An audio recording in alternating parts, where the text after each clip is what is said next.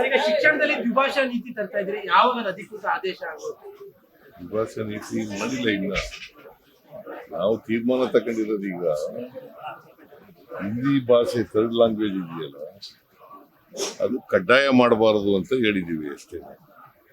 ಈಗ 625 ಮಾರ್ಕ್ಸ್ ಇದೆಯಲ್ಲ, ಅದು ಕಡ್ಡಾಯ ಇತ್ತು.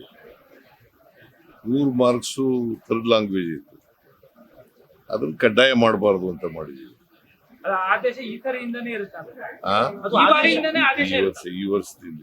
ಸರ್, ಅದಕ್ಕೆ ಖಾಸಗಿ ಶಿಕ್ಷಣ ಸಂಸ್ಥೆಗಳು ವಿರೋಧ ಮಾಡ್ತಾ ಇದ್ದಾವೆ, ನಾವಿದ್ದು ಒಪ್ಪೋದಿಲ್ಲ ದ್ವಿಭಾಷಾ ನೀತಿ. ಸರ್ಕಾರ ತೀರ್ಮಾನ ಮಾಡಿದೆ, ಈಗ ವಿರೋಧ ಮಾಡೋರು ಇರ್ತಾರೆ, ಸ್ವಾಗತ ಮಾಡೋರು ಇರ್ತಾರೆ. ಎಲ್ಲರ 100% ಒಪ್ಪಿಗೆ ಮಾಡ್ಕೊಳ್ಳೋರು ಯಾವುದು ಇರೋದಿಲ್ಲ. ನೋಡೋಣ, ನಾವು ಈ ತೀರ್ಮಾನ ಮಾಡಿದ್ವಿ. ಅಂದ್ರೆ ಹಿಂದಿ ಏರಿಕೆ ಅತಿ ಆಗ್ತಾ ಇದೆ. ಹಿಂದಿ ಏರಿಕೆ ಅಂತಲ್ಲ, ಹಿಂದಿ ಭಾಷೆ ಕಲಿಬಾರದು ಅಂತ ಏನಿಲ್ಲ, ಬಟ್ ಪರೀಕ್ಷೆ ಕಡ್ಡಾಯ ಆಗಬಾರ್ದು.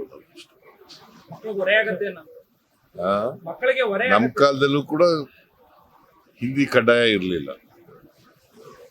ನಾವು ಓದುವಾಗ ಹಿಂದಿ ಕಡ್ಡಾಯ ಇರಲಿಲ್ಲ.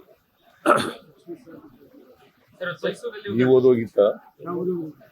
ಕಡ್ಡಾಯ ಇರ್ಲಿಲ್ಲ, ಓದ್ತಾ ಇದ್ವಿ.